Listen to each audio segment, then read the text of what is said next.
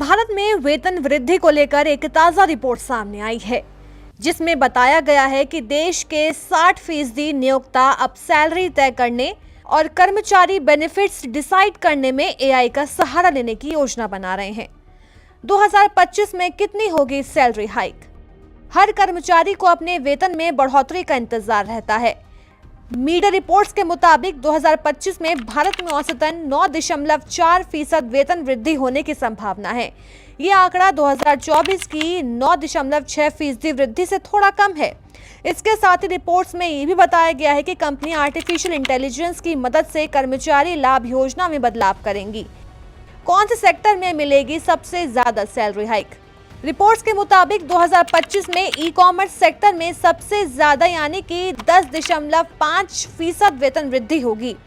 इसकी वजह ऑनलाइन कारोबार की तेजी, टेक्नोलॉजी एडवांसमेंट, बढ़ता कंज्यूमर खर्च।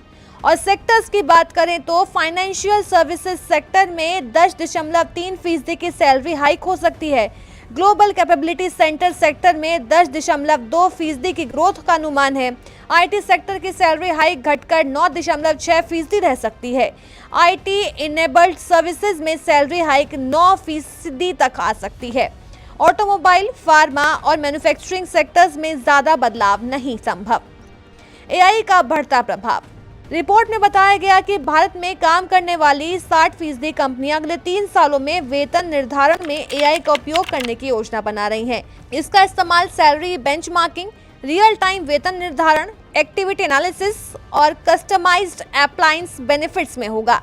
मैनुअल पे मॉडल होगा पुराना, एआई लेगा उसकी जगह। रिपोर्ट्स में यह भी दावा किया गया है कि 2028 तक मैनुअल पे, बेंचमार्किंग और फिक्स्ड इंसेंटिव मॉडल की जगह एआई बेस्ड सैलरी प्रेडिक्शंस और रियल टाइम सैलरी एडजस्टमेंट ले सकते हैं। एआई बेस्ड कंपनसेशन प्लेटफॉर्म्स कंपनियों को पर्सनलाइज्ड बेनिफिट्स, रिवॉर्ड स्ट्रक्चर्स को ऑप्टिमाइज करने और साथ ही वर्कफोर्स डेमोग्राफिक्स के आधार पर समान वेतन सुनिश्चित करने में मदद करेगा।